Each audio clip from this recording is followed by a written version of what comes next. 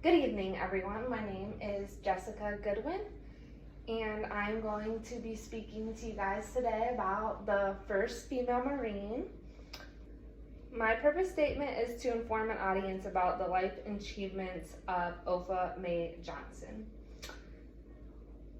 During the 1900s era, one may say the epitome of a male Marine is a strong, muscular male who works out and is in shape. Opha May Johnson was just the opposite. Honor, courage, and commitment were the three core values Opha May Johnson committed to once she stepped onto the yellow footprints upon Paris Island.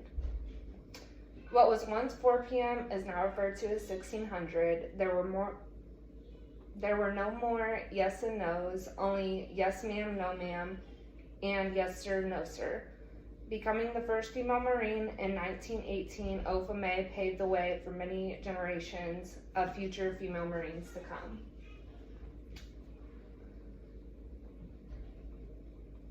To protect our country, defend our freedom, and fight for what is right.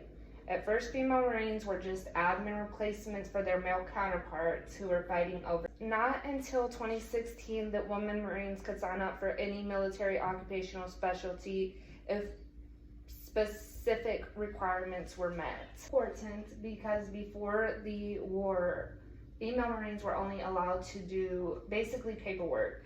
Now female Marines can sign up for any job as long as the requirements are met, and such requirements may be push-ups or pull-ups or swimming.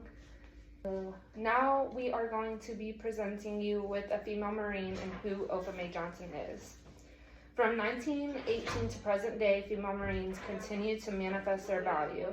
Opha May Johnson being in 1918, the Secretary of the Navy allowed women to enroll in the United States Marine Corps. They first served as administrative replacements for their male counterparts who were fighting overseas. Formerly known as Opha May Jacob, Opha May was born on May 4th, 1878 in Kokomo, Indiana. It wasn't uncommon for Opha May to make a name for herself, as she was not only the first female to enlist in the United States Marine Corps, but she also graduated as salutatorian of her class in 1895.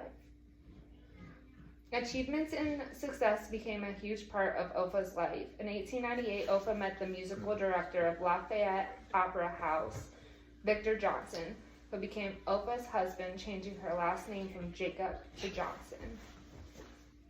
During her time in the Corps, Opha worked as a clerk for the headquarters of the Marine Corps. She was the highest ranking woman in the Marine Corps during her time of service, making it to the rank of sergeant just before her service ended.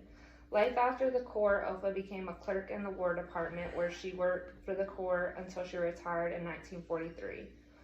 On August 11, 1955, Opha passed away in Mount Alto Veterans Hospital. Johnson's site remained unmarked until August 29, 2018, when she finally received her grave marker, which celebrated 100 years of women in the Marine Corps.